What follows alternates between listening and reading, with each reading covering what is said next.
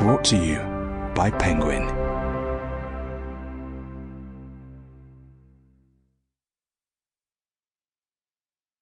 The Disengaged Teen, written and read by Jenny Anderson and Rebecca Winthrop. To our children. Ella, Tess, Santi, and Nico. Never stop exploring. In life, in love, and in school.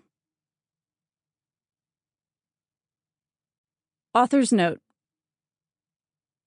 We are deeply grateful to every child, parent, caregiver, and teacher who shared their story with us. Every story in this book is real. But in some cases, to protect their privacy, we have changed people's names and identifying details.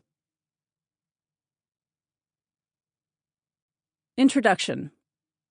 The disengagement crisis. In the world of education, tests rule. They are used to measure what kids know, how much progress they're making, and where they will go to college. It's like a 13-year sorting hat exercise. And there is one test that reigns supreme, that measures not just what students know, but if they can think critically and solve problems. This test, given every 3 years to 15-year-olds in about 80 countries, has become a sort of academic GDP, a globally watched measure of the effectiveness of a country's education system. The test is called Program for International Student Assessment, PISA, and it's been administered by the Organization for Economic Cooperation and Development since 2000. It originally measured math and reading and science.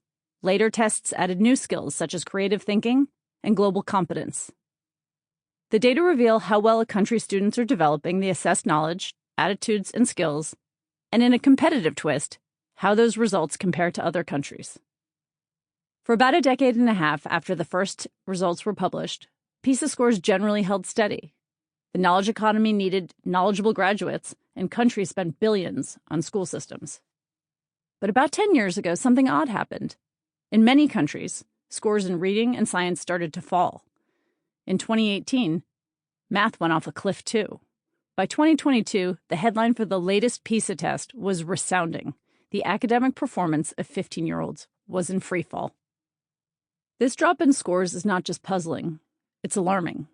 If education today is a leading indicator of a country's productivity and social cohesion tomorrow, PISA is an early signal of what future generations have in store.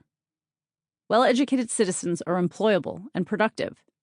They can work together to address complex problems like global warming, polarization, or the downsides of powerful new technologies such as artificial intelligence.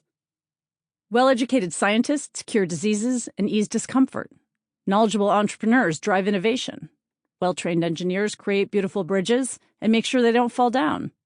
If teens everywhere are losing academic ground, how on earth will we collectively help people live healthier, happier, and more creative and fulfilling lives? Just as a sustained drop in GDP raises alarm bells, the persistent decline in PISA scores raises the question, why are young people in a learning recession? The pandemic surely made things worse. Kids missed out on a shocking amount of learning. Being isolated for so long had real developmental consequences, with marginalized young people suffering the most. But the data suggests the problem started well before March 2020.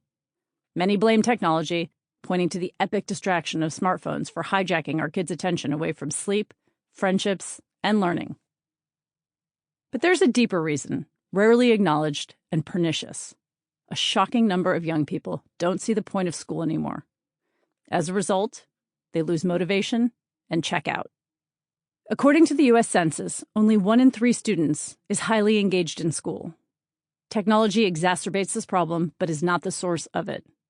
Kids witness the world around them, wars, social injustice, climate change, disinformation, technology that can write novels and counsel on heartbreak, and wonder why on earth they have to learn the Pythagorean theorem. This is a problem around the world.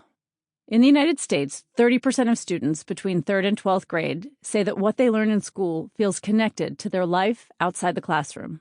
In Chile, only around 20% find their schooling useful.